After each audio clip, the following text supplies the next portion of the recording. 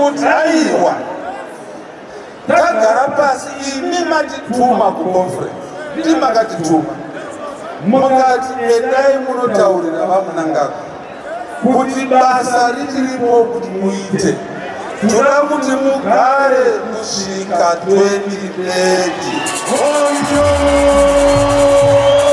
mupedze basa renyu ndokusaka isu kuno NDC tichiti 2030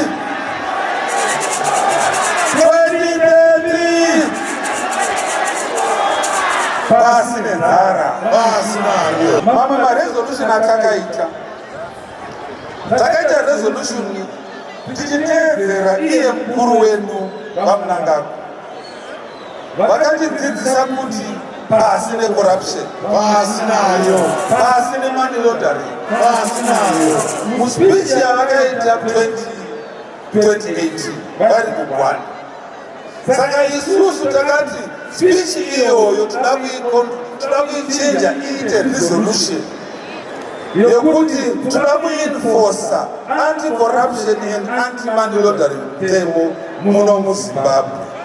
Ndiyo resolution yedu imwe yatakaita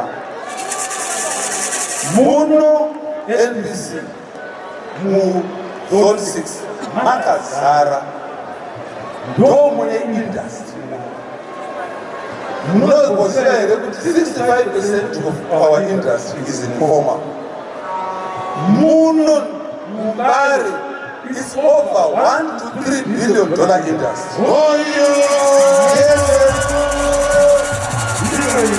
Yakagadzirwa nehurumende yavamunangako asi isu tagara pasi kuconference takati vanhu ava maSMEs vanoda rubatsiro, vanoda kukapasiteta, tinofanira kuvatsvagira mari inovabatsira.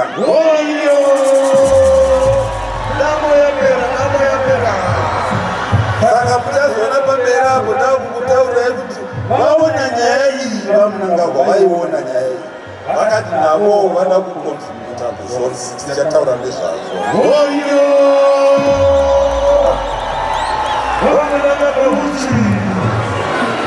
Isu vamunangagwa vanotidzidzisa kuti Zimbabwe is open for business. Zimbabwe is a friend to all and to none. Ndo zvatakadzidziswa navamunangagwa. Everyone is welcome to Zimbabwe.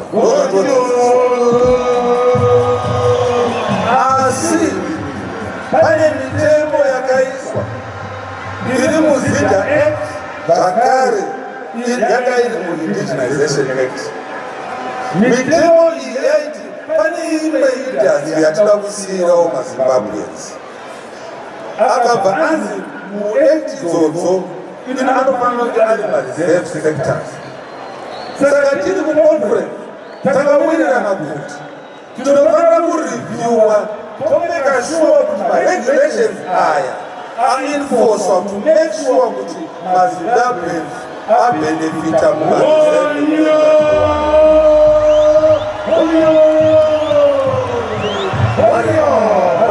sectors aya akafanana nematasho, maretail newholesale trade. Izvi hatisiyirewo kamaZimbabweans. Handisi namaini hatisiyirewo zvakare vaZimbabwe.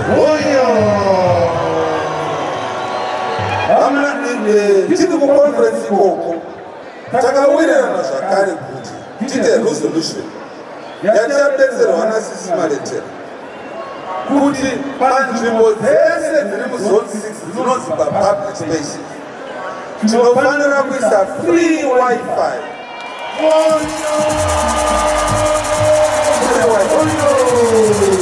Kuti kana data rapera wawirwa nenhamo unomhanya papublic space wobva wawana kuti ubatsirike.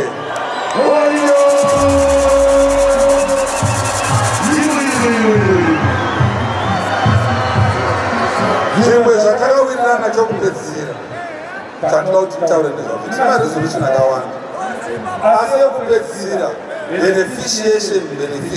beneficiation takawirirana muresolution yekuti hatidi zvinhu zvinongobuda nje zvinoda kunze kwenyika zvisina kubenefishietwa vatakawirirana saka mandituma isu vakuru vedu vakasangana kuconference vakawirirana kuti izvi tinofanira kuisa maresolution anoimplementwa nehurumende yedu yezimbabwe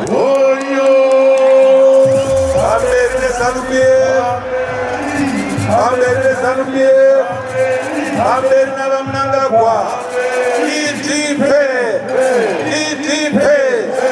Ameri nevari muhomwe, Ameri neKashi muhomwe, nevari muhomwe, pasi nenzara, pasi nenhamo, ndinotenda.